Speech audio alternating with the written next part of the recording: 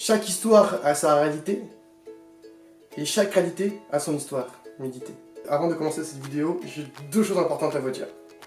La première, c'est que depuis que je me suis mis à côté d'histoires d'horreur sur YouTube, eh bien je me suis pris une passion pour côté d'histoire. C'est la première info pas importante de cette vidéo. Deuxième chose, c'est que je me suis mis à regarder Game of Thrones. Attends, on est en 2021, je suis en retard. Bien sûr que non! Bref, franchement, je sais pas comment j'ai pu passer à côté de cette série. C'est le kiff total. J'adore cette série, Oui, j'adore cette série, oui. Bref, savais-tu que Game of Thrones a existé? Quoi, tu me crois pas? Tu me crois pas? Ben regarde cette vidéo! Attention, je tiens à prévenir que je vais spoiler. Alors, spoil alerte partout. Boum, boum, boum, boum, boum, boum, boum. T'es encore là dans cette vidéo, ça veut dire que soit tu regardes Game of Thrones, soit tu t'en bats les couilles totalement d'être spoilé. Donc là, je te respecte. Pour commencer, on va parler du principal conflit qu'il y a dans Game of Thrones, c'est-à-dire entre les Lannister et les Stark. Alors il faut savoir qu'en Angleterre, à la moitié du XVe siècle, il y avait un grand conflit entre les Lancaster et les York. Les Lancaster étaient au sud et les York au nord. Tiens. Au sud, c'est pas les Lannister, et au nord, les Stark, qui se battent un peu... petit conflit d'ego. Et je te laisse deviner la couleur des blasons de la famille Lancaster et de la famille Stark. Rouge, blanc. Comme par hasard! Je vais même gratter encore plus loin dans l'histoire d'Angleterre, en parlant du roi Henri IV. Le roi Henri IV a gouverné à la fin du XIVe siècle jusqu'au début, moitié, 15e siècle. Et le roi Henri IV avait une mission, il devait faire cesser la guerre de 100 ans contre les Français. Mais bien sûr, le roi Henri IV n'a jamais réussi. Il est donc destitué par la famille Lancaster. Dans la série, c'est le roi Aerys qui est destitué par quelle famille? Lannister. Dans cette comparaison, je vais aller plus loin. Pourquoi? Parce que vous savez comment était appelé le roi Henri IV? Le roi fou. Et si tu as bien suivi la série, comment est appelé le roi Aerys? Le roi fou. Coïncidence? Je ne pense pas.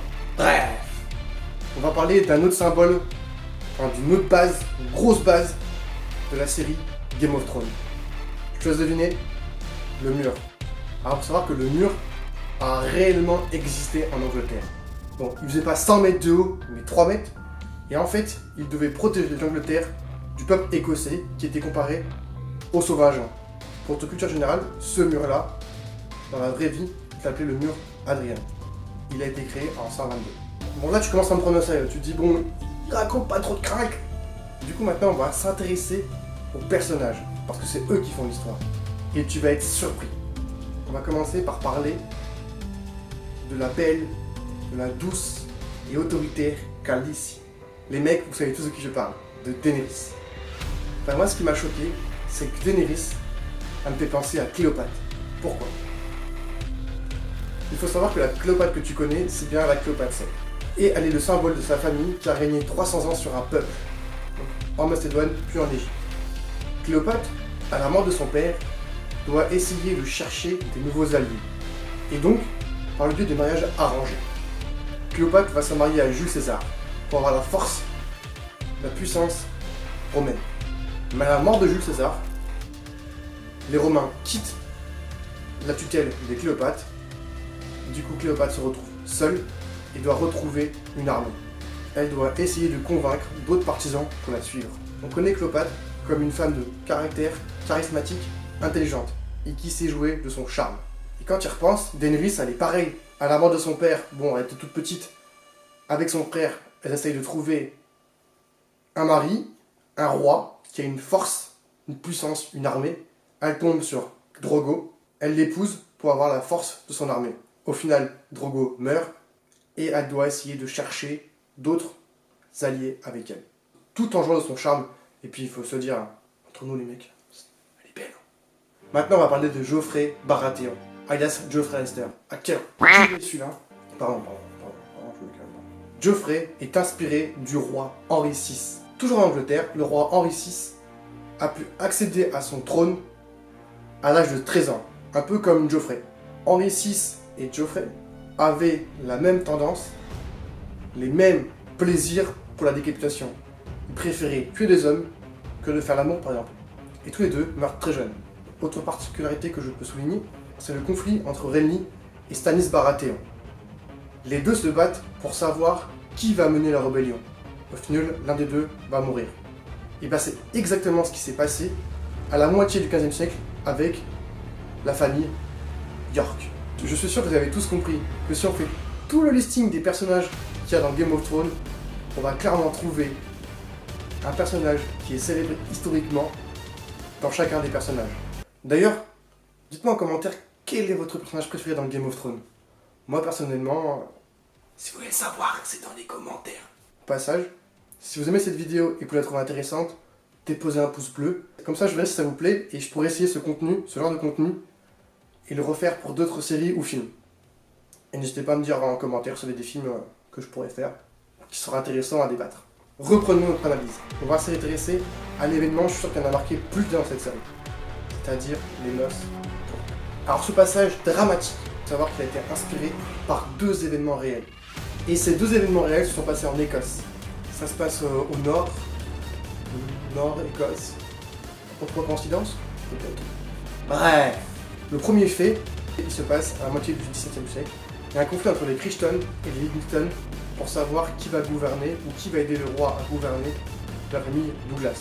Pour la petite histoire, le roi de la famille Douglas est mort et l'héritier est trop jeune pour prendre le trône. Du coup, il y a un conflit pour savoir qui va aider. Sachant qu'avant la mort du roi Douglas, les Crichton et les Livingston ont été alliés. Alors, pour calmer cette tension, les Crichton organisent un buffet où ils invitent la famille Douglas et la famille Livingston. Lors de cette cérémonie d'amitié, qui pourrait s'aider un acte d'amitié, les Crichton escortent la famille Douglas en dehors de ce buffet pour tuer donc les Livingston. C'est un peu comme ça que s'est passée la scène des noces pourpres. Le deuxième fait est encore plus horrible. Toujours en Écosse, en 1192, il y a un conflit entre les MacDonald et les Campbell. Ils se battent pour savoir quelle famille va soutenir le roi d'Écosse. Un jour, les MacDonald sont bloqués dans un blizzard. Donc c'est soit ils meurent, ou soit ils demandent l'hospitalité aux Campbell. Ce qu'ils vont faire. Les Campbell acceptent, et les MacDonald restent une quinzaine de jours chez les Campbell. Les Campbell organisent un buffet avec les MacDonald qu'ils ont chaleureusement accueillis. Cette hospitalité a un prix.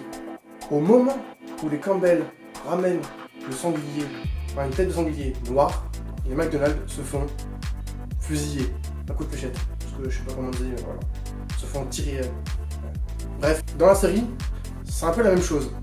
Robb Stark est un peu pris au piège par la contre-attaque de Lannister, plutôt de Tywin Lannister, et du coup demande l'hospitalité à Lord Frey, qui lui a une dette contre eux.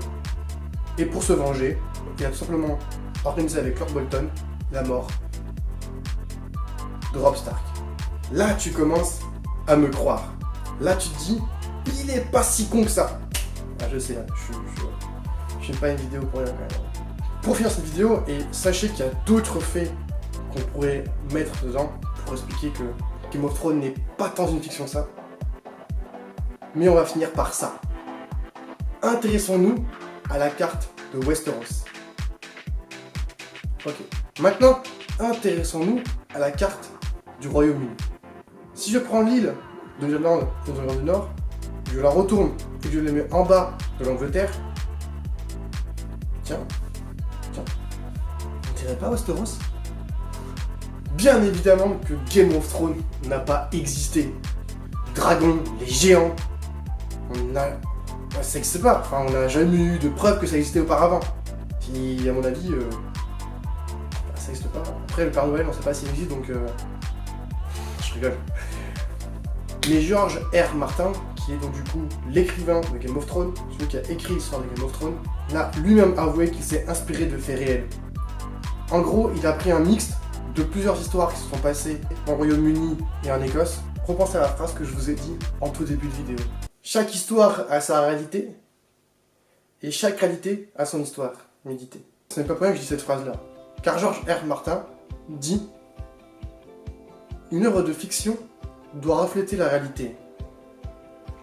La fiction est un mensonge qui a au cœur la vérité.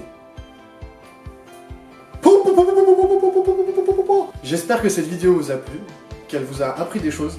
En tout cas, moi, c'est un plaisir de raconter l'histoire, comme je l'ai dit au début.